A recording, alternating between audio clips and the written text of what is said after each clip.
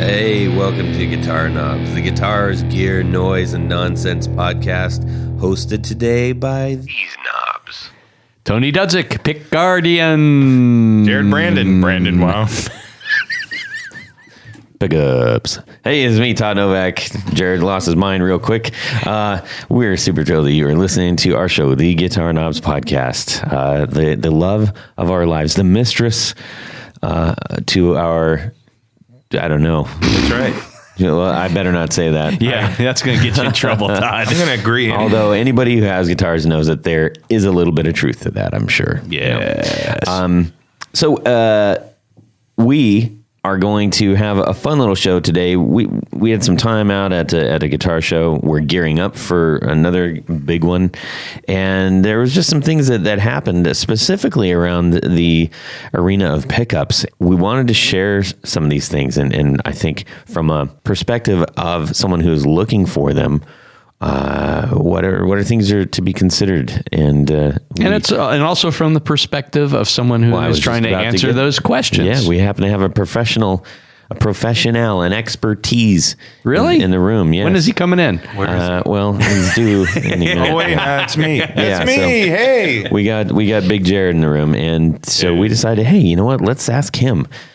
So we'll get into that in a little bit. This is going to be really fun, I think, because pickups are one. It is ultimately the voice of, and the cool thing about it is in most cases you can pretty easily switch out pickups and make most cases an improvement, huge improvements, or if you want to you can make disastrous choices too. Yeah, I've done one or two of those in my time. Get into all of those things. Me too. Yeah, but that was in your 20s, so you're forgiven. No, that was a long time ago. Anyways, I can't even remember that far back. Gentlemen, we need to say a humongoid thank you to Rode Microphones for... Thanks, Rode! Yes, for hooking us up and providing us with some mighty fine equipment, beginning with our Procaster microphones. These things are amazing.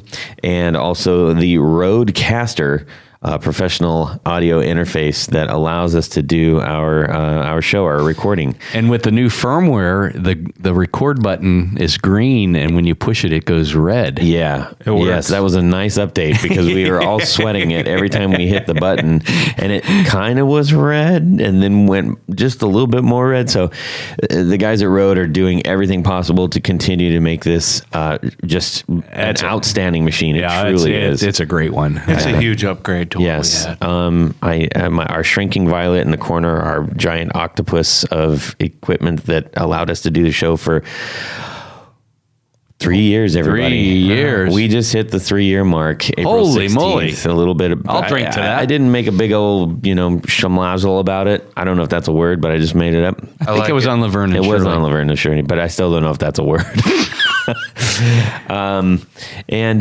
What about these microphones? And the articulating arms. Yeah, that's the first thing. Oh, that's right. You did say Thanks for listening.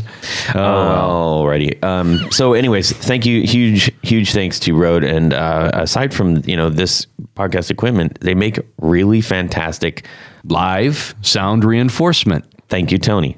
Yeah, microphones. You need them if you're playing live. Check them out. Good I stuff. think it would be cool if they had these articulating arms. Use those live. Yeah, I don't know. I wouldn't want to. But anyway, if you had an acoustic guitar, they'd come in handy. Oh, that's true. I think it would be just cool. It's like this big hunk of metal. Actually, it'd be great if you were recording at home. This would be amazing. Yeah. These desk arms for recording at home. Yeah, that's true. That would be pretty... I hadn't thought of that, but it really would. Well, that's why I'm here. Oh, thank you. So, anyways, what do we do in our music world this week, gentlemen? Tony. Well, this week, this was actually kind of an interesting project that I was involved with this week, and it kind of outlines a lot of the custom work that I do. This involved a Warmoth Telecaster bass body. So it's a bass guitar body shaped like a traditional Telecaster, single cutaway. And Warmoth does not make a guard or a tele-shaped guard that will work with this particular body. But I had a gentleman send me an email, send me a photo. And this one was kind of tricky too because it was also a bound body. So anytime that you're working with a bound body, any slight variations, when you bring like on a horn, for instance, you bring the horn in, and, if it's off just even a 1/16 of an inch, you can really notice it. So this was particularly tricky, and this was a guard that did not exist. And then the way the body was routed, there was a standard P-base pickup in it, so I had to do a little finagling, and it worked out really well. I'm real happy with how it eventually turned out. I sent a photo to the customer, and he liked it too, which is always a good thing. But it's kind of cool, and so it's like a big body, a big Telecaster, but it's got it's a base, so. Yeah. So that was kind of a fun little project. I mean, it takes a lot of extra time on my part, but it at the end of the day, it's something different. I'm not making 12 more Strat guards or Tele guards or whatever. This is breaks the monotony. Right. It's a real unique thing. I'm sure, Jared, when you do some of the crazy stuff that I have you do, it's like a break from what you do day in, day out. Yeah. So that was nice. that was a cool thing this week. Have you gotten any new materials in, by the way? Like New plastic. yeah. New plastic. Like Nito stuff? It's been a while since I've actually done an in-depth search. I mean, I've brought some stuff in from China that there is some unique shell materials. There's like a blue and silver shell. There's a brown shell. There's a while back I brought in the tiger eye and the zebra shell. Those were kind of cool materials. That was cool. I mean, they're out there. They're kind of wacky, but it's interesting. Sounds like Brian Nutter might want to get a hold of you. Yeah, that would be cool. But anyhow, it's just one of those. I'm of course at the mercy of the manufacturers, and it doesn't seem a lot of times that there's much interest. I actually find some cooler materials overseas, whether it's through like eBay or directly to those people. While we're on just the top, just you're sharing a little bit more about what you do, and for those who aren't aware, if you're just joining us for the very first time, Tony is the premier pick guard maker in the entire country, In the world. I'm going to say that. That's true. And he Well, thank you. That's awfully nice of you. He doesn't just make little pick guards for one-offs. He supplies to an awful lot of very big names in the industry that will remain nameless. Yes. But that said, if you have something awesome that you want to do, Yeah, but that's a ticket. the big jobs are fun. Yeah. I enjoy doing sometimes like me. like you, Like me. the custom stuff because just like we were talking about this last project, it's something different and it really does require. You have to think things out. You have to measure things. You've got to fit things. So it's kind of cool. Yeah. So the question I have for you is, aside from just using the materials that you have at your disposal, which are far more than most people could even comprehend, just as far as like patterns and colors and stuff. There's some amazing plastics out there, but we move away from that, from the ready-made. What are some things, and that you might have you considered or would like to do on a guitar that is maybe unconventional? Say, for instance, taking like a page like from a vintage comic book and basically adhering it to the back of clear plexi. And using that as a pick guard. Like I just made that up. I don't know if that's a thing or not. Well, there's tons of options. I've done things, pick guards made from, LP records. Yeah. It's a little tricky because of the size and all, but, and there's some limitations there, but, in terms of clear material, like gift store stuff though. well, yeah, it's kind of cool though. Well, they got my the personal 30 thing. grams now. They have the thicker LPs that you can. Yeah. Anyways. But it's all good. But yeah, and I do a lot of clear guards, and sometimes I'll shoot the backside with paint, lacquer or whatever. And then I have other, customers that just want a clear guard to do kind of what you're talking about. They'll sandwich, a photograph or a page from a magazine or whatever behind clear. But then there are some other options. And I've done some. I think fabrics would work amazing on it, wouldn't it? Well, the problem is, trying to get it to adhere to the clear without it, because if you put a piece of material behind a piece of clear, it can shift. And fabric especially kind of stretches kind of funny. Spill a beer on your guitar, it'll soak it up. So unless you adhere it. Unless you adhere it. Yeah. But a better option that I've done some exploration on is there are printers, basically jet printers, that will shoot onto just about any surface. True. So they can print on the back side of clear. Yeah. And then it could be cut from that.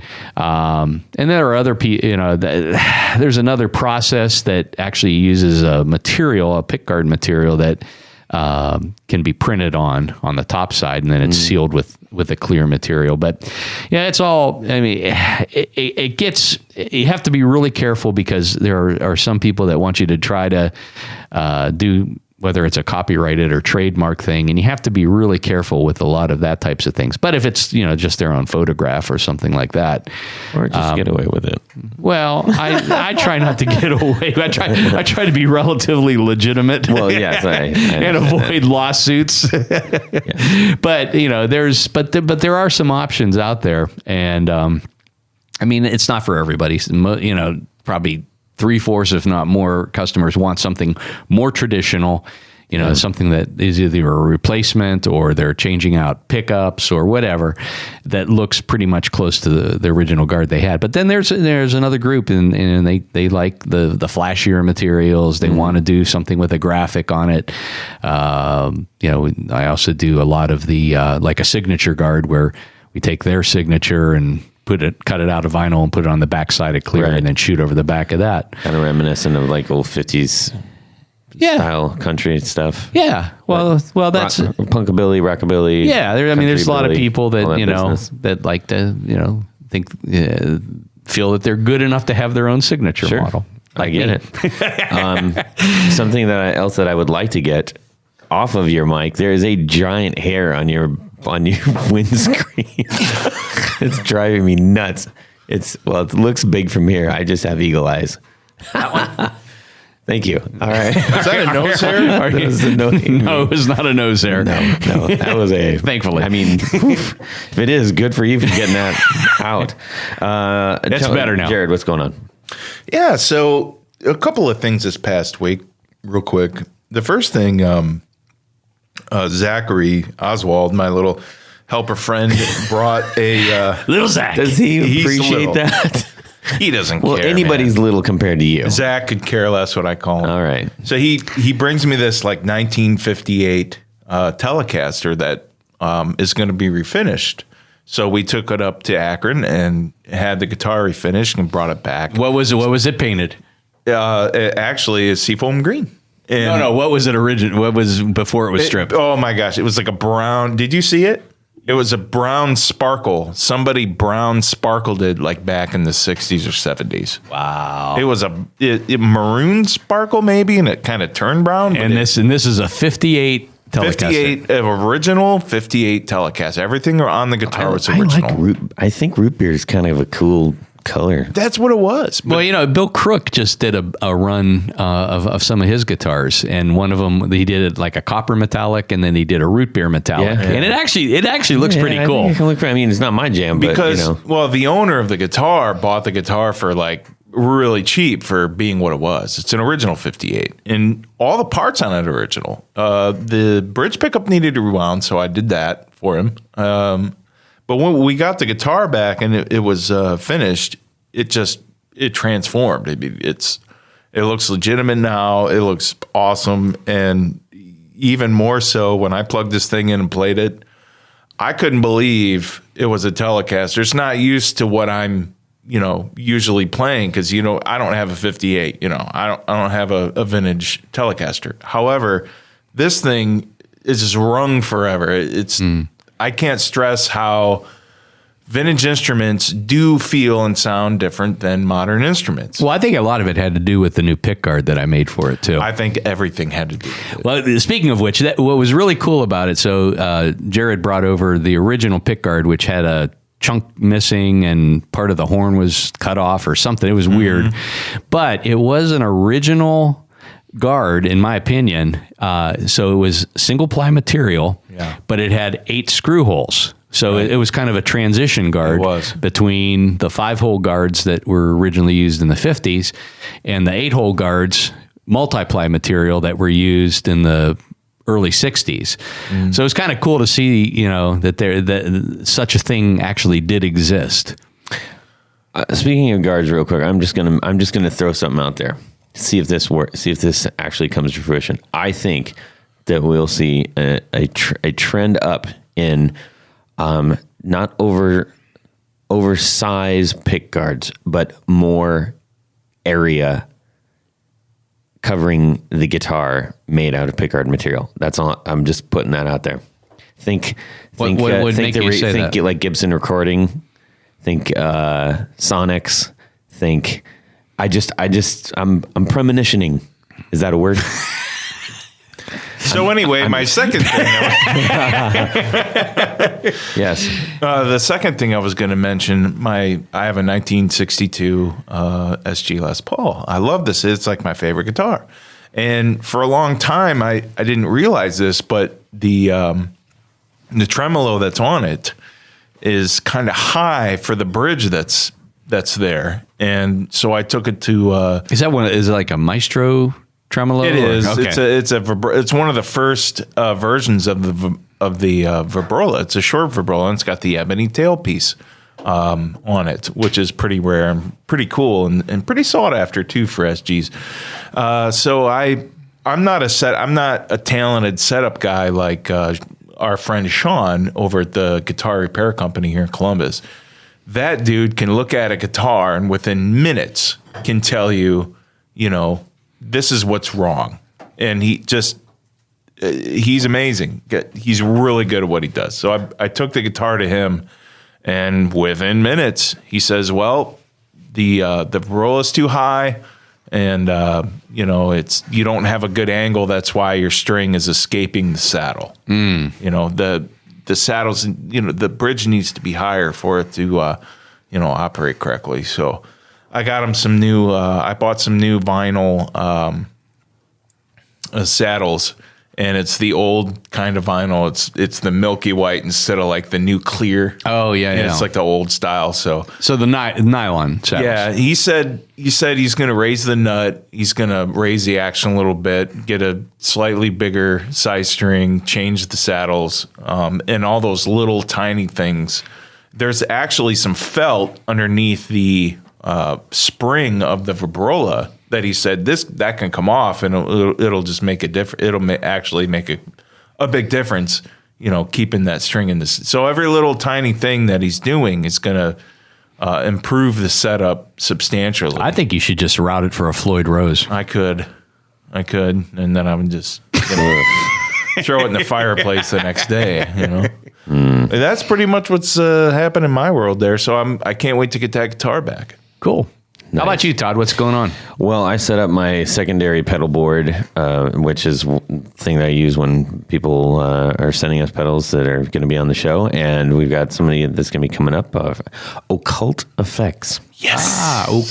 Local fella. And he came into my work and brought in this big box of pedals. And so I was able to actually string them all up and get to tweak around with them. And it was a ton of fun. It's cool. I've had a chance to work through most of those, and I love he makes a Sun Model T preamp. Yeah, that is in a clock radio housing. Yeah, which is cool. I thought it was, it's kind of primitive, but it looks, it looks cool. Don't try to put it on your pedal train Metro, but well, unless that's the only one that you're.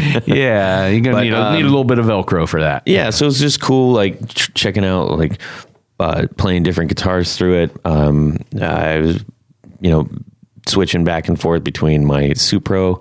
Black Magic and the David Harris hand-wired amp that I have, and it was it's a fun time, just like fiddling around. I spend most of my guitar time actually working on either songs for songs for the band, trying to improve them or trying to write new ones. But so this was just playtime. That's and cool. It was good. Yeah, that's fun. I mean, I do when I test out things here for the show at the shop. It is kind of it's a break from chopping up plastic and trying some different things out and seeing how they react to my setup. Amen. Indeed.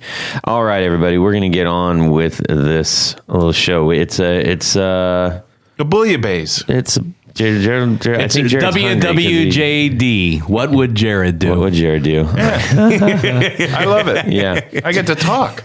So, set up here, we went to Guitar Fest in Akron. Awesome show. It was a great show. A lot of people, big turnout, great building, all the good things. I actually helped kind of man Jared's booth. He had a couple winders there, which was really cool. Yeah. People dug it. They weren't actually winding the pickups, but it was a nice way to let people see. Like, I think you should wind them there. Well, I actually had the bobbins turning. Yeah. So they were on and turning, but It's a little more complicated to actually make them there. Right? yeah. A spool of wire, especially a heavier spool, is very at the same time as fragile, because if you bump into that spool of wire, anything Just snap. Yeah. Unstable tables, like the whole deal. Anyways. Yep. So we did that show. We are helping Jared gear up for NAMM. Now that we just got through talking about NAMM, we're going to start with. I'm sorry, I don't know how to it's a thing. okay. It's a thing in our It's a universe. permanent thing. Those who don't know about NAMM Everybody. Well, yeah. Okay, go ahead. Sorry, my bad. should familiarize themselves with it. And if you can get there, go there and just experience it at least one time in your life. Yeah. No, it's true. It is a gathering of, musicians and producers and Makers. More importantly. and yeah, I mean, everybody gets together and Yes. this time it's going to be in the summer show will be in Nashville, as it has been for the last couple of years. Fun. So it's a little smaller show, but it will be, I think it's going to be Great. I'm going to be sad I'm not there. But in preparation for that, we started thinking about what could Jared do that would be helpful to the regular person who is not a pickup builder. What are the things that they are considering? What are things that they should consider when considering new pickups? That's right. So the big question you get is, so you make pickups, huh? Oh, yeah. Yeah. Oh, yeah. I get that a lot. Well, and I think, the answer to that is, well, yeah, I wind them myself. Oh, yeah. And, these are not being brought in from China or Korea or something like that and being relabeled. These are actually being hand wound right here. Hence I brought the machines in to show everybody. Exactly. In Pataskala, Ohio. Anyway, so Tony and I came up with a bunch of questions for Jared. I can't wait to answer. And these are from the perspective of, again, someone who doesn't have intimate knowledge of super duper pickup knowledge. Wow. Yes. That's quite the intro. Got the words. Let me You tell have many words. Got the words that don't Just pay going the to make bills. me look better. Yeah. All right, Tony. How about we just do a little question tennis, so to speak? Bing bong. I'll just go ahead and. Yeah, you want you to start. I'll start. At the booth, we ran into quite a few people who were like, I'm thinking about putting your pickup in my enter sort of like second tier brand, all right? Or maybe third. Epiphone Les Paul. Okay. Many Epiphone questions. They said, I'm thinking about putting new pickups in. Which ones should I get? Now, the biggest problem with those that we encountered is all the electronics. Yeah, not just the pickups. Not just the pickups. So the question coming to someone, hey, I'm thinking about putting some awesome pickups in my maybe let's just say budget guitar. Okay, right. my budget guitar. How important are the electronics beyond the pickups? Extremely. Basically, when you get a really good pickup, you want the pickup to go through quality electronics. And if you're going to replace your pickups in your average guitar, you want to make sure that your pots values are going to work with those perfectly. And just what explain pots real quick. Pot, the potentiometers, they control the tone, they control the volume as well. And if what your knobs are connected to. That's exactly right. If you have, underpowered capacitors, you're not going to have enough brightness. I think the values need to at least fall into what we call standard parameters, like a 500K pot on a humbucker versus a 250K pot on a single coil pickup. Yeah, Gibson did this in the 70s. They had 300K pot wiring harnesses for their T-top humbuckers, which are basically just an average traditional humbucker. And they kind of sounded muddled. And, when you switch that out and you have a nice, I like to say, breathable room potentiometer to handle that pickup, it's an equalizing kind of thing. Well, because even wide open, a potentiometer or pot has some effect on the overall tone because of the, obviously the lower the number, the more high end it cuts. That's why you use a 250 on a single coil versus a 500. And when Gibson did the 300s, it was just really a step up from what typically Fender uses. So you're chopping off a ton of high end. Yeah. So, when someone walks up to me and says, "Hey man, I got this, average guitar, insert your own brand," I always ask, I said, are you looking to replace the pots? Because I would do that too. And to my advantage to that as well is, I wouldn't want to sell somebody a good set of pickups that are putting it in, a guitar with a less quality wiring harness. Because, the user's not going to realize, hey man, what's wrong with these pickups? I thought they were going to sound like this. Well, yeah, you have to change your wiring harness because it'll come back on me. Well, I think, the pots and the caps are very important, but if you're going to use it as a live guitar, my number one changeover is always the jack, because a lot of times the less expensive guitars use a very cheap jack that likes to, it's not well made. I like the Switchcraft jacks. Yeah. And if, the little tiny spring ones that show up in a lot of Epiphones and things, they just don't last. And, the signal shorts out. Every time you touch the jack, it'll move around a little bit.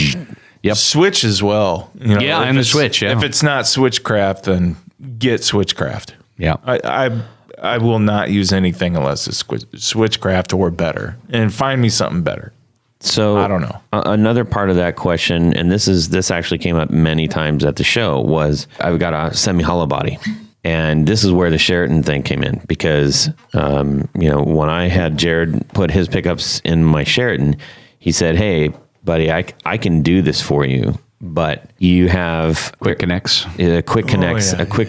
wiring, and which just makes it a lot easier to wire a semi-hollow body guitar." And what that is that you've got, well, Jared, explain that, will you? A semi-hollow, you don't have pickguard access like you do on electric guitars. So for production wise, they use quick connects. It's basically a plastic terminal. It's a male and female, sort of like just any kind of plug, and they plug together. The wires don't go directly from the pickup to the pot. Yeah, right. That, I guess there's kind of a chance of failure there eventually. But I think a word of warning is, if you are not experienced in wiring and moving pots and wiring inside of a semi-hollow or full hollow, don't do it. I mean, it can be a nightmare. And then once you yank everything out, taking it to someone to have them do it, it's going to be a minimum 2, maybe 3 hours worth of work just to get everything back in place. So if there's also a number of different providers for pre-wired harnesses. Oh yeah. That if you want to get, a great pair of pickups and you don't want to actually rewire everything, but just want to get a harness that has great pots, that has great switches, that has great wiring on it, there are several people out there that provide that. And we've had a couple on show. Yeah. There are a couple more out there. So take some time, explore, check out the reviews, ask around, see what works. So the lesson we learned from this question was, if you're going to change out pickups, you probably want to take a look at the rest of the wiring too, just to make sure that everything matches up right and is as high a quality as possible. Absolutely. Good. You'll just ruin the whole new pickup experience if you don't, and you have a really bad wiring harness. Cool. Now, when people come and they say, Cool. I'm interested in this set of humbuckers. What's the output? If someone is wanting a high output pickup versus a low output pickup, that's another question we got a lot of. Talk about that a little bit. So your high output pickup usually has a strong magnet, like your, DiMarzio Super Distortion, around 12 to 13K with a ceramic magnet, which is very, very strong. That gives you the very mid, the strong mids and the thick, juicy sound that transforms your guitar, basically. And then you have the low output pickup, like, the best example would be like a Stratocaster pickup. It's a single coil, so you have less magnet strength. Yeah, less distortion, more clean tone. And that's for like jazz players and country and all that kind of thing. People generally, when they come to me, they said, I just want a hot humbucker pickup. That's another term that people will say is a high output is also hot. Right. Right. So high output. Customers usually want PAF, which stands for patent applied for. It's basically a traditional humbucker that Gibson came out with in the 50s and 60s. It's fair to say that's considered the standard of humbucker pickup. Yeah, it's your traditional. Okay. Yeah. Is that a low output or is that a high output or is it in the middle? Probably by today's standards, it's low. It's on the lower side. Yeah, that's pretty much as low as you can get with humbuckers. Now in the 70s, they came out with the RD series. Those were even lower output, like 5K, and they were very low output because they had a Moog circuitry inside the guitar. Oh, yeah. And all that kind of powered those pickups. So it's really kind of like the first active pickup. Kind of, yeah. I think you're right. Just no batteries. Yeah. So what I just talked about there is kind of rare. You don't really see that much anymore, But yeah, standard pickup. So basically, I think, I know when people talk to you, I've seen you interact with them. You usually say, well, what kind of music do you play? Exactly. You want to ask the person, what kind of music do you play? And what guitar do you have?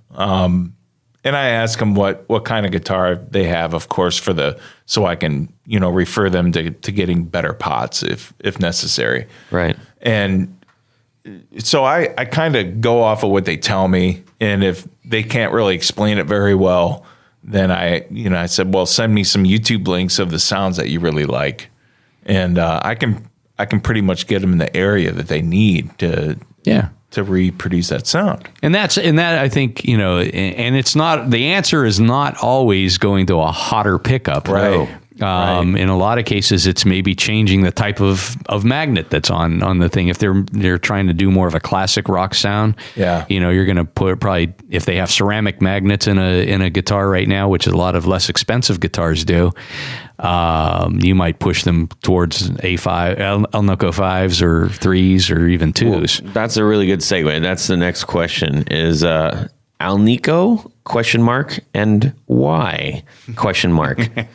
The reason I'm bringing that up isn't necessarily that is the only kind of magnet or anything, but that is that common term that gets thrown around a lot. Right. And I think a lot of people are asking, but not really understanding why they're asking. So 5 in all other measurement systems and everything else that we deal with, ratings and everything else, is better than 2. So when someone says, I need an Alnico 5, but then you begin to say, well, some of these are 2s or some of them are 4s, or maybe you have a 5, or what do people need to be concerned with as far as the difference between those? The numbers actually just represent the mixture, the metal mixture. So it's not a rating. Yeah. Right. So sonically, what is the difference, say, between a A5 and an A2? The 5s are generally brighter and the 2s are not so bright. Okay, cool. Yep. That's a good explanation. Now, does that mean that a 3 or a 4 is on that same sliding scale if a 2 is not bright and a 5 is very bright? That's correct. They're kind of in between. Okay. All right. There's not a lot of difference between them all. Okay. So if I if I'm playing a lot of music with like a lot of distortion and effects, is one of those better for me than the other? I mean, if you're doing high output things, I think you'd probably want to go to the ceramic route. Yeah. Okay, so let's jump there. Ceramic. What's the deal with ceramic? Like, is that something that is actually something to be concerned about? It's a very high strength magnet. It's really going to push what you have. It's also a less expensive magnet because it's not a metallic composite. Yeah, it is less expensive, and generally the public out there that know a little bit about pickups, when they think of ceramic, they just think of cheap because of the price of ceramic. However, if you build a pickup with ceramic magnets and you build it well, I wouldn't think of it as a cheap pickup. I would look at it as at the utility standpoint where it could be very useful. I think that's a good point, and that's where a lot of things like, the things that we have for measurement, like why would I want a high output versus a low output? High is always better, is it not? Why would I want an Alnico 2 instead of an Alnico 5? High is always better, right? So there's these sort of myths and misunderstandings about that. Like, Definitely misunderstandings. They're misunderstandings.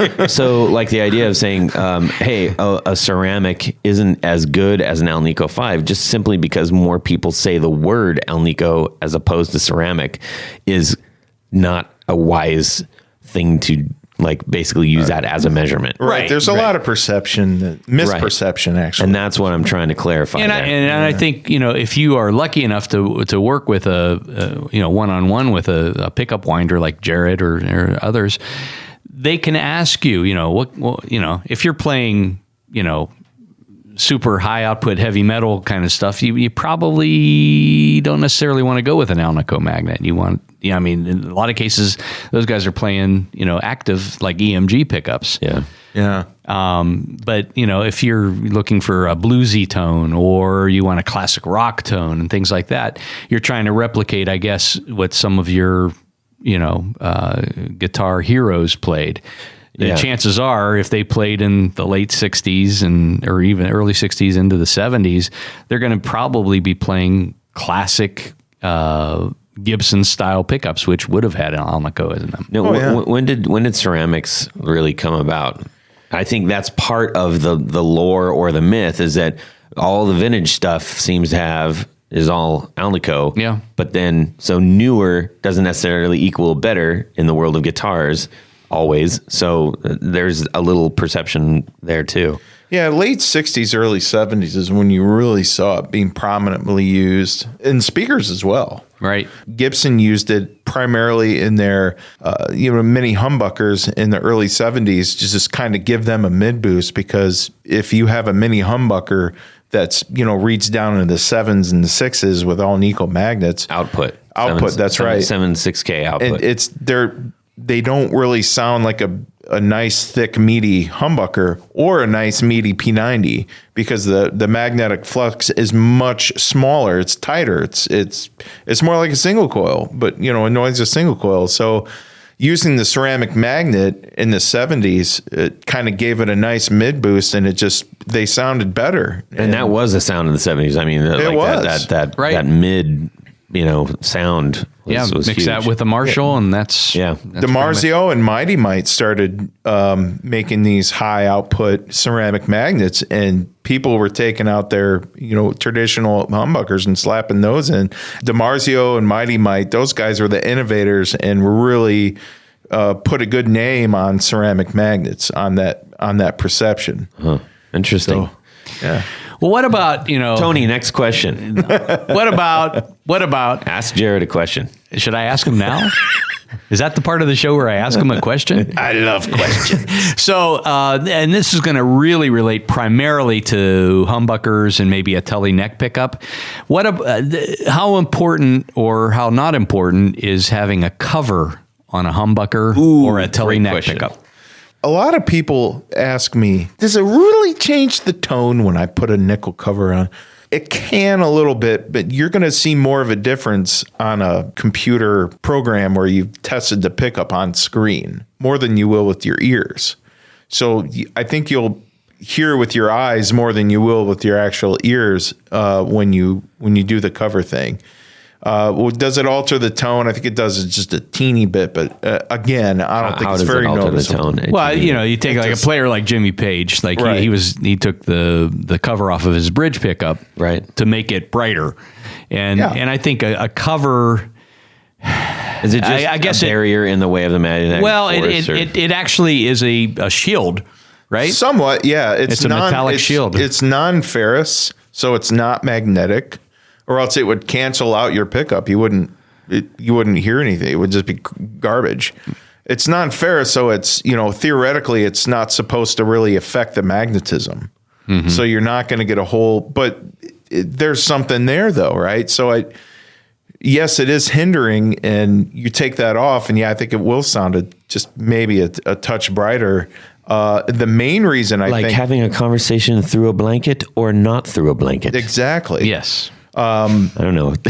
I just trying to think of something. Maybe a bed sheet. A bed sheet. That's weird. I'm going to throw in another word that I think is really important with this question is potting as well.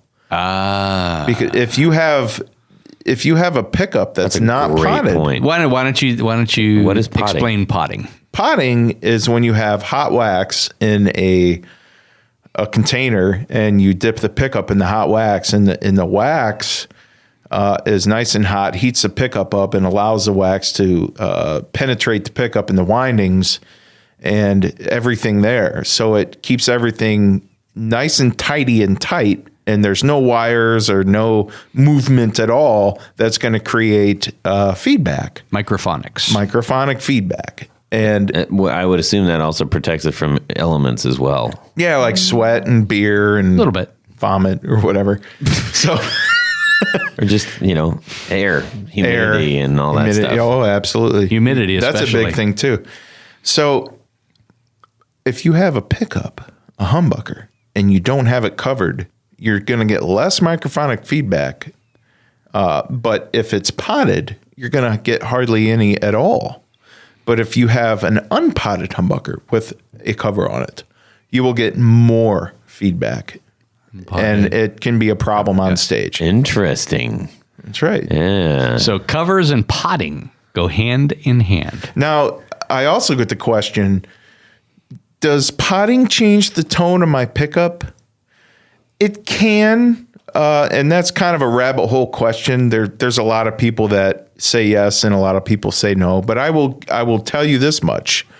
When you lose some of the microphonic feedback, I think that can change it dynamically. And what I mean by that is, when you play the guitar and every little movement you make on that string near that pickup, you're going to be able to hear it a lot better if it's not potted, because you're getting all that, you know what I'm saying? It's the nuances. And it's really hard to put in words. So I'm sorry if I'm not coming through on that. I think that's a really, really great point, because it's almost like having it unpotted offers up a little bit more personality. It's like the friend that you go to the bar with that might get a little crazy, but might not. Mm-hmm. Yeah. Yeah. And if your friend gets too drunk and starts getting microphonic, you don't like your friend anymore. No, nobody likes that noise. Then you walk away and let the rest of the bar beat them up.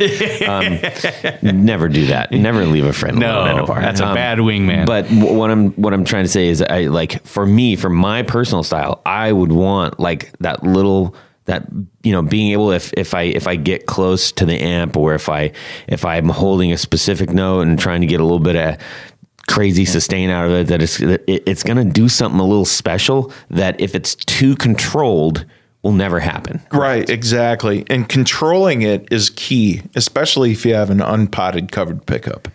And your volume, just turning it from 9 to 8 makes all the difference in the world as far as, microphonic feedback. It's crazy. How do you explain that a little bit? So your volume pot controls the volume of your pickup. And if you turn it down a little bit, you're basically taking power away from the pickup, and it's not going to, be harmonically loud, and so it'll give you a little bit even more control. A lot more control.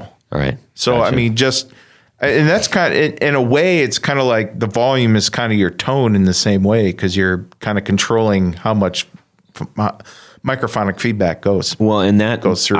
Let's just for an illustration. A lot of times when you see like really well-known guitar players, really prolific players, and you see them playing, and they're constantly fiddling.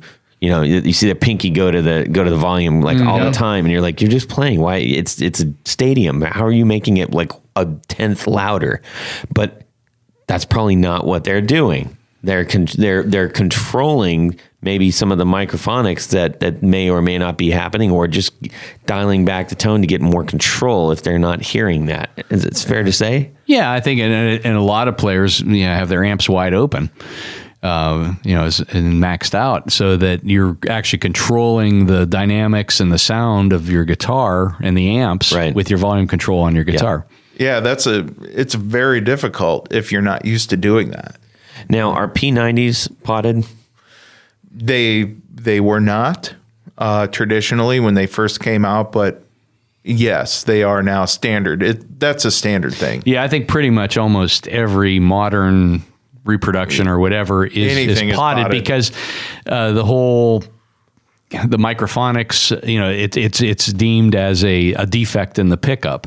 Even the original Gibson PAFs were not potted. That's correct. Nothing was back then. Yeah. Fender potted their stuff all the time. And that's right. Yeah, but Gibson did not until I believe the mid 80s. Yeah. And Fender even they moved away from wax for a while to lacquer. Didn't they used late 60s. Exactly. They used bad lacquer that they couldn't use on instruments anymore, and they found a use for it by dipping all the pickups in it before potting.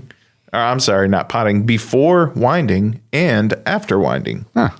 Keep everything nice and tidy and tight. That's weird.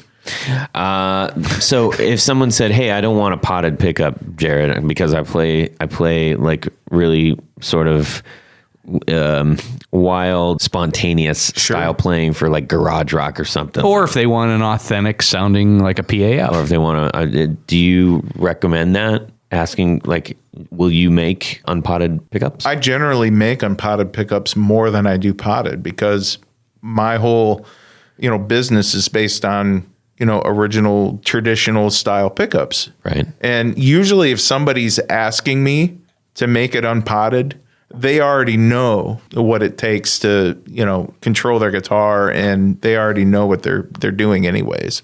Interesting. So I won't test their knowledge on it. I'll pretty much assume that they know what they're getting into. Of course, I still will ask them what they do and what they play and whatnot. I mean, knowledge is power. When it comes to building somebody a set of pickups.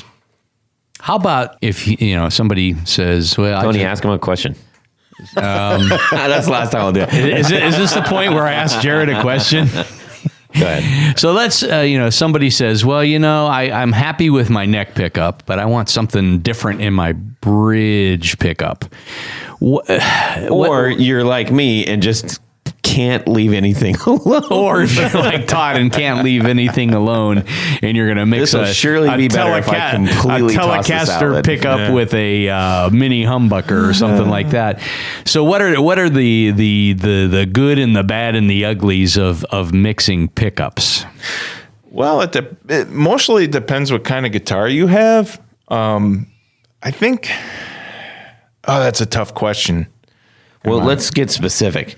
Instead of all three of those, what are some combinations that you just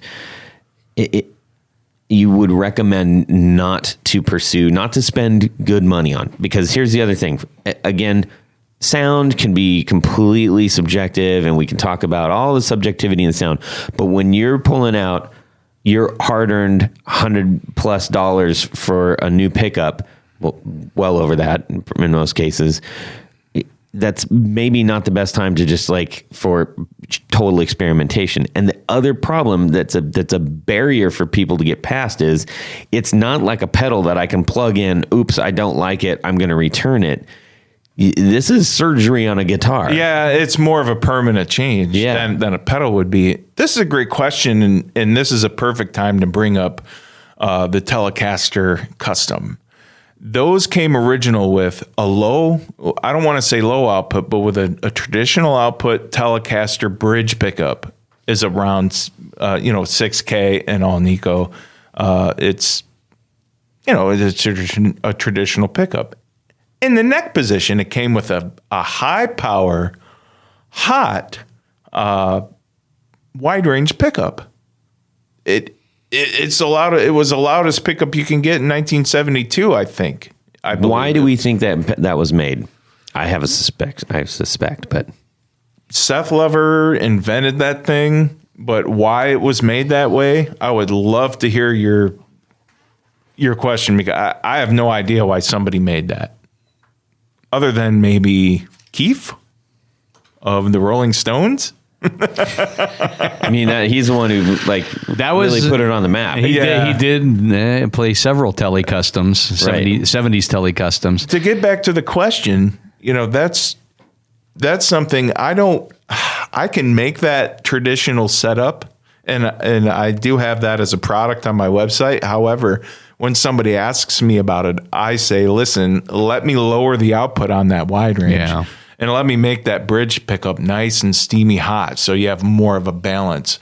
And it's still never going to be perfect because the wide range is actually a very thick sounding pickup. And when you put it in the neck position of a guitar, you have to remember the strings are, at a max oscillation point. That means the strings are vibrating very widely, which creates a high bass response. A lot of mud. That's where you get a muddy sound. Right. Yeah, that's where your bass sound is. So you're putting a bass prone pickup and a bass sound, and then you've got the little single coil, the little wimpy single coil down at the bridge. It's going, and then your neck's going boom, boom. Yeah. So. But it's not the best combination ever invented. And I think that Fender realized that, because the next variation, like the Tele Deluxe or even the Tele Thin 72 Tele Thin line, they put a wide range in both the neck and the bridge, which actually helped balance things out a little bit. A little better. Yeah, they could have had less output on the first neck, one but they looks didn't. so cool though. It does. It looks cool. Yeah, I agree. I mean, it does look really cool. You brought up a really important point, and this also came up, and I don't want to derail too much, but it pertains to what we're talking about, mixing and matching, which was balance. And that's something that just for clarification, that is important, because I'm going to go to Tony for this one. Well, I mean, obviously, in most cases, you want a lower output, lower volume pickup in the neck position to compensate, as Jared said, with the strings. The strings are bouncing more in the neck position, making it usually louder. And then in your bridge position, you usually want something a little bit hotter, and maybe something that even cuts some of the highs a little bit, because the closer you get to the bridge, the higher, the tinnier the sound of the pickup's going to be. So the balance is usually pretty good. You can adjust it to some extent by raising and lowering the pickups. Yeah. But at least in my experience, I found that, generally speaking, if you have a stock or a stock winding, or even a +5 or +10 in the bridge, and then a -5 or 10% in the neck position, it balances better without having these drastic height differences. And that would come into play if you are switching pickups between, in the middle of a song for like a lead, or just if you're switching, you're going to hear a massive volume increase. Totally. You're going to be like, whoa, everybody's going to be like, what just happened here? It sounds like a mistake. Or if even in the middle position, if it's on a 2 pickup guitar, you want... Nobody uses the middle position. I do. Jeez. Anyways, so back to the mixing and matching, which I think is super interesting, especially when we're putting in reference to a guitar show, because you have, or a guitar, any kind of a swap meet style place where there's tables full of pickups, and we'll get to this in a second, but we are in the age of customization, and whatever comes from the manufacturer, I can surely make better this is basically mainly my approach, but I can surely make better or different. So putting a Firebird mini humbucker in with a higher output Telecaster pickup is something that I did in mine. Now, some people may think that's stupid. Some people may think that's awesome, but it's a mix and match thing. So that was a really great example of like a very specific, well-known, maybe not so good mismatch. The wide range and the Tele single coil bridge. Any other ones come to mind? Well, yeah, lipstick stuff. I mean, those aftermarket lipsticks are getting really popular, and you want to be careful when you buy those because traditional ones are very low output, like 3 to 4K. Like on a Den Electro. Yes, they are very low output. And if, you stick them on your Strat, say you have a stock, a humbucker 2 single Strat, humbucker in the neck, or I'm sorry, in the bridge. And then you say, well, I'm going to switch out my 2 singles with a couple of Dan Electros or, style lipsticks. You've got this honking humbucker in the bridge. And then you've got, which is probably 9, 10K on a Strat. And then if you put a couple of 3K, lipsticks, it's going to be night and day. Yeah, they just can't keep up with it. Huge volume problem.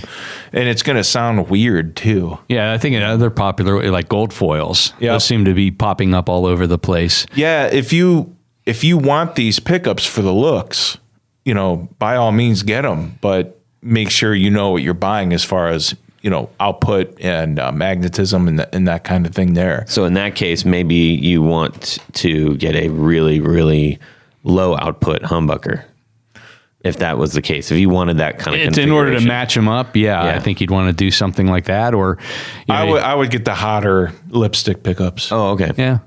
So I mean, that's one thing with custom winders. You can specify these types of things, and if somebody like Jared knows what you're trying to mix and match, he can make a full set. I think that balance better. Exactly. Right.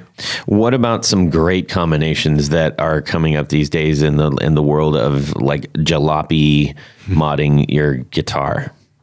I'm a big fan of a Telecaster with a humbucker or a Filtertron in the neck. Oh, yeah. Those, I mean, to me, the Filtertron especially, because it's a little lower output than typical humbuckers, it just sounds great to me. Can you just briefly touch on Filtertron? So, Filtertrons are humbuckers as well. Yeah. They tend to be a little lower output. They tend to be a little brighter, because they're a little lower output. But Gretsch made the Filtertrons, starting in the late 50s, early 60s. And those ones typically have the long sideways H cut out. Yeah, it says patent number or whatever on the top. And very vintage retro looking. So they were meant to be single coil sounding, but still noise canceling. Yeah. Okay, interesting. Whereas the true humbucker, as we call it, like something that Gibson would have put out, tends to be a little bit hotter. It's fair to say that those were put out. I'm going to take a stab at this because they were making all hollow body at that time. Well, right? Yeah, Gretsch put them out. The original, most of the early 50s and through the late 50s had D'Armond single coil pickups. They called them Dynasonics at the time.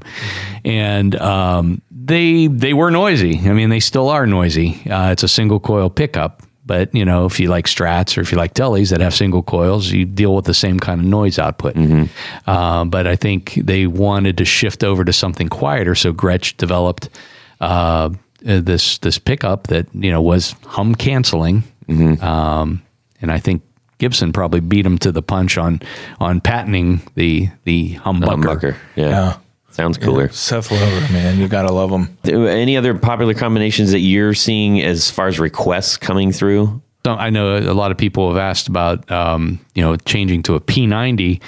From a humbucker. Yeah. There are some really good options where you could do basically it's a P90 and a humbucker casing. Right. That a lot of people seem to do, Jared.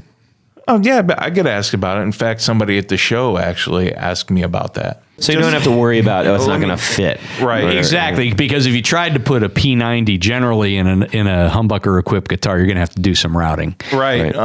Wolf Tone out in Washington actually is or was or whatever developed a ring that actually fits on a humbucker guitar that holds in a P90 pickup. So I thought that was interesting. But of course, to all of us, it would be, in my opinion, a lot easier just to buy the humbucker that utilizes the P90 single coil. Right. In a humbucker casing, yeah. It's not a true P90 when it's in a humbucker casing. But it's pretty close. But it's close. It's close enough. I mean, some people like that 60 cycle hum, I guess. I don't know. How about, one of the things, we're talking about mixing and matching, things that I've run into is pickups being out of phase with each other. Like if you're using a stock pickup and then a custom pickup on the other. So basically what happens, a lot of times you put a new pickup in and put the switch, just say it's a 2 pickup guitar for the sake of argument, and in the middle position, it just sounds like it's gnarly, tinny and whiny, like a position 2 or 4 on a Strat sometimes. Peter Green. Well, that's true. But it doesn't sound that great when you have single coil pickups. So when you do that, you request for something like that, I say, I will send it to you with a 3-wire lead. And basically what that is, you have a ground, a hot, and an isolated ground. The isolated ground is the ground that is into, that comes out of your pickup. And then the general ground is basically just the base and the cover. If a wire, any metal. So it gives you the ability to switch the black and the white leads in case it's out of phase with the pickup that's in there. That's extremely important and will be the cure-all for any headache you have. Is that also what you do for tapping coils? No. Tapping coils is a little different because of what you're doing is shutting off a coil of the pickup. And you can use a 3-wire lead to do that, but I would recommend a 4-wire lead if it's a humbucker style guitar. Gotcha. Right. Okay. Yep. And the advantage of having because that's actually something that a lot of factory models are offering now, simply because it's a common mod. Mm-hmm. Talk about that just real briefly. Sure. If you have actually.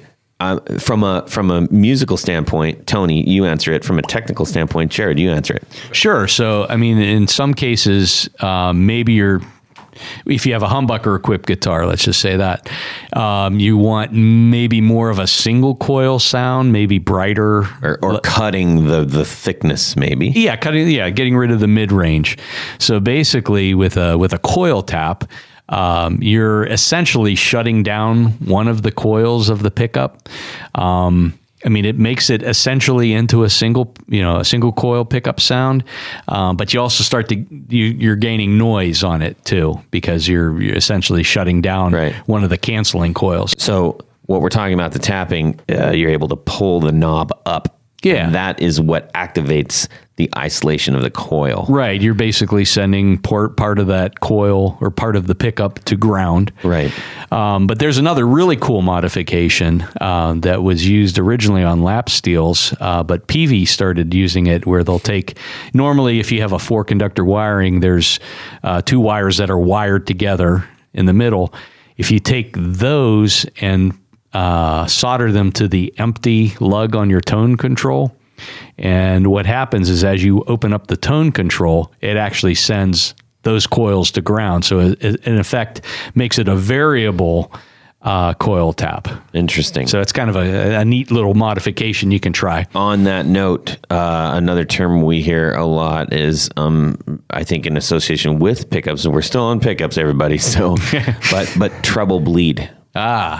Which is another one of those, sort of black magic voodoo things that people are doing with the in between the pickups and the pots. Yeah, basically that's just, as you turn your volume control down, it allows a certain amount of the high end to cross over to the output. Right. So you're not losing high end. Exactly. All right, so Tony, that was an excellent explanation of audibly what will be expected if you have any tapping going on, coil tapping going on. But from a consumer standpoint, if I'm looking to my pickup builder to say, hey, I'd like to modify my guitar, I want some new humbuckers, and I want them to be tapped, or I want to be able to have the treble bleed or anything like that. What needs to be considered in that? Well, yeah, it's not just ordering pickups that that can utilize that, with the 4-wire leads, but it's also changing out your wiring harness, or maybe a pot that is a push pull that has the terminals to be able to switch and ground that coil. The cool thing about that as well is, cutting a coil to get that single sound. The single coil sound is with a 4-wire lead. You could actually also, put your pickup out of phase for the middle position. But as far as if somebody's asking me about, what are the benefits of that 4-wire lead? What do I need to do? I would suggest that you look into the many wiring harness builders, or do research on how to wire a 4-wire lead to a switchable pot. Right. So that's something that you need to make sure that you're asking someone that you're getting your pickups from. Yeah. Is that a service that they offer? Or if not, if they can recommend somebody, or go to your recommended guitar repair, because that's also something maybe that you don't. If you're not used to messing with stuff like that, because the wires are kind of fine, and you don't want to put a big old glob of solder on it. Yeah. But an excellent resource on the internet. I mean, there's tons of forums and things, but I've always found like the Seymour Duncan has an incredible library of wiring modifications, or even standard wiring, in case you need a quick reference. I got big puffy pictures too. Yeah, big PDF files. Pictures, yeah. And then we also have had a recent guest, Gun Street Wiring. That's right. And they provide a ton of different options along those lines. Right. And we'll make anything that you want if you have a special request, like a treble bleed or something. Yeah. And they're mighty fine people too. So, all right, Jared, on the last question that we have for you, I know that we were approached by many people who actually either brought in their guitar, which I think is a great idea, so that you don't have to disassemble it, because, you can check output if you bring in your guitar or your pickup. So, Jared, if you go to a pickup builder at a show, they can hopefully do it right there. Yeah. Or check ahead and see if they'll do that. But a lot of people had rewinds. I think there was one guy that brought a whole bag of them. Yeah, like 4 different. He had a whole. So this this fella came in with this bag of pickups, as you said, and he was asking me which ones worked and which ones didn't, and then on top of that, which ones were worth the money rewinding, right, and which ones weren't. He didn't really know. So I love doing that, by the way. It's really fun. So he brought this big bag of pickups, and I had the tool that I mentioned earlier, which was the multimeter. Yeah. And basically all I did was test each pickup to see if it worked or not. Why would I want to rewind a pickup? Well, the main reason is if you have an older guitar that means something to you and you really like the sound of that pickup, or you like the pickup, or if it's a vintage guitar and it's worth a lot of money and the guitar is worth more with the original pickup in it. Yes, a rewind's going to devalue the guitar a little bit, but it's better than just sticking in a newer, modern replacement. That, if you paid the money to actually have the original pickup restored, I think there's a lot more respect and more uniformity in that aspect. Are there any cases that a rewind, aside from just rewinding it because maybe the sound has changed over time, or there's corrosion or anything like that, if you're doing a rewind, you're like, there was specific magnets or specific type of wire or specific type of potting, or actually there's a really great one that you uncovered, that you took the pickup out. I think it was an old Fender, and instead of the typical black tape around the wiring, it was newspaper. Yeah, that's a pedal steel, and that was designed by Leo Fender, and I think he actually wound those too himself. When you get into the more rare pickups, that's when a rewind's going to be a lot better and more necessary. Like, for instance, that lap series you're talking about, they don't make those anymore. Right. That. And the wide range, if you have an old original wide range from the 70s, those have very rare magnets that are not made anymore at all. You know, you don't want to just buy a reissue and see it's a whole different pickup now because it's really, it's impossible now to make the old original wide range pickups the way they did in the past because of the magnets, and it's very expensive to make them like that now as far as production. So so a rewind is going to benefit you much more than a newer replacement pickup in that aspect. Well, what causes a pickup to fail? Usually atmosphere conditions, moisture. If you live on the coast. That's right. Moisture gets into those windings one way or another, and it corrodes in between the windings and the metal and the magnets. And the magnets in single coils are notorious to rust around the outer edges, and rust pushes outward, and it expands, and it corrodes and chews through anything. To give you an example how strong rust is, garage doors on a house, you have brick masonry on top of over a garage door, right? And the iron lintel underneath holds all that masonry up over the garage door. Well, you always, typically sometimes you see the crack in the masonry and the joints. That's because your lintel is rusting, and that rust pushed up all that brickwork. That's how strong rust is. It's crazy. I've heard it never sleeps too. It doesn't. It's cancer. It's what it is. So it ruins any pickup. And in humbuckers, they don't. So if you're seeing a lot of rust or on your pickup poles, you're going to have potential problems. Yeah, when somebody sends me some mid 60s, 50s, or whatever old pickups like that, a whole set, generally I'll say, listen, if this one's rusting, the other two or the other one's probably going to die in the future. I'll either rewind it or leave it alone, and I'll leave it to the discretion of the customer. I've seen a lot of newer ones that people just leave out. That I've run across that in Craigslist purchases where I'm like, whoa, there's a lot of rust around there. And now some people might think like, well, it's relicking. No, maybe not. Yeah, anything that has iron in it can potentially rust. Yeah, another problem with pickups, why they go dead and not as much as the rust, is cold solder. Cold solder is when a solder joint it doesn't connect with the wire anymore for some funny reason, and you have to reheat that connection to get everything, get the metals to marry back together and create a connection. That happens once in a while. The old pickups that were made in Japan, like that came on Taisco and, all those brands that in generally with these that have this brown tape underneath, you have to take it apart to see, but this particular tape that they used, for some reason, it unmarries the connection between the coil wire and the connection leads. That's acid. So it's the same thing in art. Oh, You're absolutely right. Yeah, you're right. You're absolutely right. And Lindy Fralin talks about that too. He's a well-known pickup maker.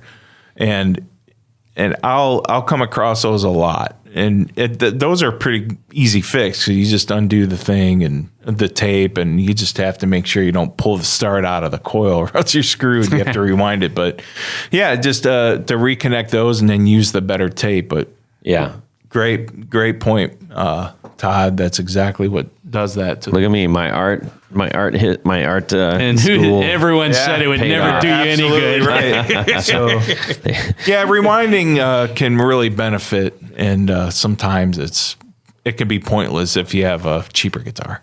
Yeah, very last question. The for real last question. That's what you said last time. I know. Whenever you go to a guitar show, and if you haven't experienced a guitar show, please get out and check them out. Get involved in the community, guitar community. It is a ton of fun. But if you go to a guitar show, or maybe even you see something on Craigslist or eBay, and it's basically like there's a guy and he's got a bunch of what are called smalls. All right, at a show, and he's got a couple of pickups, got probably a couple of pick guards, got a couple of tuners and doodads and whatnots, and then there's usually a small pile of pickups. Yeah, that the interesting thing about pickups is that it is very difficult to tell who made them or where they're from, just because of the nature of what they are. There are a few different ways, but largely if you see a pile of pickups, the first thing you say is, do you know who made this? Second thing is, do you know how what the output is? And so in consideration of those, is that a good deal? Is that a bad, or can those be good deals? Can they be bad deals? What should I look out for? That depends. If you're looking for a very specific thing, and you're trying to make something original, and it could be a cheap pickup, maybe a $20 pickup or a $10 pickup that might complete your project. That would be a good deal to me. Or if you're looking to upgrade something, in that case, you really want to know what you're looking for, and you really want to know what they have. So sometimes you can't even take the word of the seller, and I'm not trying to say that a seller would try to be deceitful, but knowledge, I'm going to say this again, in this case, knowledge is absolute power. You don't want to overpay for something that you really don't know what it is. Seriously. And also, you want to make sure they have plenty of leads, and you want to... Well, to be clear, not plenty of leads, but plenty of length of lead. Yes. Yeah. That's true. I didn't say... Yeah, I just didn't say that. I got this pickup that has 10 leads. Yeah, this is going to be great. Wow. You can do a lot with that. Yeah, you want to make sure there's plenty of lead on there. And if it's an older vintage pickup and it doesn't have much lead is the amount of wire that goes from, that comes out of the pickup that hooks up to your pots. Right. So if you find a pickup and you're like, this looks like a good deal, and it's like $20 and it's got like a 2-inch lead. Yeah. Don't buy it. Well, if it's a vintage pickup from the 70s or 50s or and 60s. You can verify that. Yeah. Then it would be worth it. And then pay me $30 to change the lead, and you've got a very good pickup. There you go. And if you're looking for random pickups for an ES335 or a hollow body, leads is going to be a very important thing to consider. Yeah. Because you need long leads for those guitars. Yeah, totally. All right. This has been a ton of fun and hugely informational. I feel very informed as a consumer, as a general consumer, someone who likes to tinker and mod and try new things. So... And this is taking the danger out of that. And if I have one really good piece of advice for you pickup guys out there that look at pickups all the time and look for pickups, get to know that multimeter really well and take it to guitar shows with you. Yeah. Yeah, there are several videos on the internet that explain how to do that. And once you are comfortable, it can be really fun and helpful, because then you can actually go through your whole guitar collection and determine, it'll help you identify, like, why do I like that sound of this particular guitar? It may be one of the factors, It'll definitely help big time. Especially if you're selling it too, then you can also say, hey, I've got these particular pickups in it, and it's got this kind of output, and yada, yada, yada. Bada bing. Bada boom. All right. All righty. Let's do our next big segment, which is... Would you rather? All right. This week's Would You Rather is brought to us by Tim Novak. So here's the situation. You're walking down the street with your favorite guitar, and somebody runs up, takes it, and smashes it all over the sidewalk. It's gone. It's a goner. There's no fixing it. What? Who? So... There's evil people. Where are you right. when this happens? This sounds like a terrible place to live. It's basically pretty much not going to happen. But so your favorite guitar is gone, and you go into this guitar shop nearby. There happens to be one very close by. That's right. Lucky you. So money is not an object here. You've got all the money in the world. So would you rather have a really nice made in USA American professional Stratocaster, but you can never mod it? You can't do anything to it. No, you spend all your money on it. That's right. And there's Even though money is no object. So you can never mod this guitar, right? It is the way it is. Money is no object because it's gone. That's right. Or would you rather have a lower end Stratocaster Squire, but you can mod the crap out of it, do anything you want? New pickups, new pick guard, to the price. Pick guard, new strap tuning locks. machines, new That's right. everything. A nut, and basically rebuild the guitar. So what are you going to do? Ooh, Todd, you start. This is a strat, right? It's a strat. I'm going last. Tony Baloney hit us. or as I called on your phone, Monsieur Ballonnet. Monsieur Bologna. Wow, that now I am a fan of inexpensive guitars that have been upgraded. Mm-hmm. I own many, and if it would depend if this Squire was maybe one of the Japanese Squires. I don't think it is. Oh, it's not. This is the Brand new. This is a $129 special. You don't know what it is. Indonesian. Okay. Something. I think in this case, if it's, I mean, you can sometimes, as they say, when you polish a turd, you end up with a shiny turd. Yeah. I think I'm going to go with the American Pro and just live with it as it is. Yeah. Okay. Jared, you're really struggling with this over here. Absolutely am. I'm going to go the short answer and say American Pro. I am because I just am. Okay. I'm going to know what the Squire is. It's going to bother me. Even though you change everything out, yada, yada, yada, knowing what it is, and maybe I'll never get past the shape of the neck, right? I'm not going to pay, $1 million to have the neck shaved and all that kind of thing. Right. I'm just going to go. But money's no object. It is, but I want to play right away, right? I don't want to take the time and the energy to make all those changes. Right. I'm going to stick with the American Professional. Okay. It's the American Professional, everybody, if you don't know, it actually it comes a little better than the norm. So Yeah, you're going they- to have the nice mods already done to it. Yeah, they basically, Fender has taken a lot of the things that people do to stock instruments and put it in their professional series. I think that's an easy answer. I'm definitely going with that. How about you, Todd? I'm fighting it because every ounce of me is saying mod the crap out of it because I like doing that. Would you put a but sparkle pickguard on it? The overwhelming thing is the biggest problem is that it's a Stratocaster. Toddy no likey. So, yeah, I've run across, I've owned some Squires that have played great. I'd be like, bam, I got a good one here. In this case, because it is the Stratocaster, I'm gonna go with the American, and I'm not gonna mod it. And the first thing I'm gonna do is Sell it. Yeah, and then I'm gonna go get a custom guitar from somebody else. Yeah. Very nice. Anyways, all right, this has been super duper fun. Tony, we got a couple people we want to thank real quick. We have a lot of people to thank. At this point of the show, we like to thank a special group of people who sponsor our program and help make all of this fun possible. If you'd like to find out how you can become a sponsor, go over to patreon.com/the guitar knobs and see the various levels that we offer. You get some great prize packages and things. And at the very top of the heap, we have our executive producers. And in addition to all that fun stuff that you get, Jared, what happens? You get your name right on the thing. And that's what I'm going to do right now.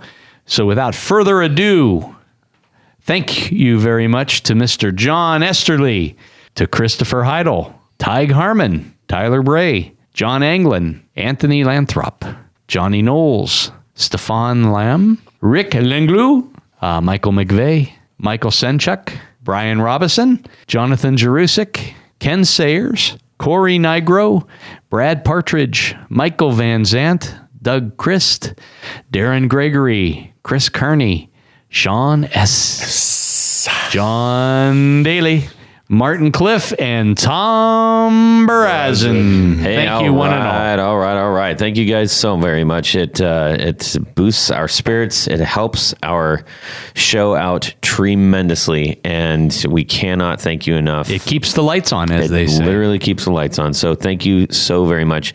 If you're considering doing any kind of Patreon, it isn't just the executive producer. We also have a $5 entry as well. It don't get quite as much of the stuff, but it sure does help us out. And if that makes you sleep better at night, then I suggest you do it. All right, Tony, where can people find you? You can just head on over to pickguardian.com. That's my website, and you can see some projects on there. If you want to see some of the projects that we've been talking about, I do a lot of postings on Instagram, and that's pickguardian and the number 1. Call us today. Right on, Jared. Well, you can get a hold of me at Jared at BrandonWellmanPickups.com. And I do all sorts of really cool stuff with pickups. So if you need something all new, about it. Need something new or new and old looking, just give me a holler. Yeah. All right. You can drop me a line at Todd at theguitarknobs.com, an email. You can also DM me on Instagram with any questions, comments, shout outs, whatever's. Please make sure, we'd love to hear what your would you rathers are. We love getting those in. We've got quite a few and it's super fun. And gentlemen, let's have a great guitar week ahead of us and subscribe. Yeah. The Bouillabaisse. My one guitar that I have. Oh, you mean the black one with the gold guard? That one. How many does he have? 4 of them like that? That's it all. Yeah. I'm not even going to mention that. Why am I mentioning that? Why are you mentioning that? I'm not going to mention it. Don't even mention it. Okay, let me try that again. What are you talking about? Well, that's it for these knobs. Please visit our Patreon page at patreon.com/The Guitar Knobs. Visit our website at theguitarknobs.com for all of our past episodes, 4 on the Floor blog, and other good stuff. You can connect with us on social too at our Facebook page and share your gear and stories on our Facebook group. Also, be sure to check out our Instagram at Guitar Knobs. Catch you next time.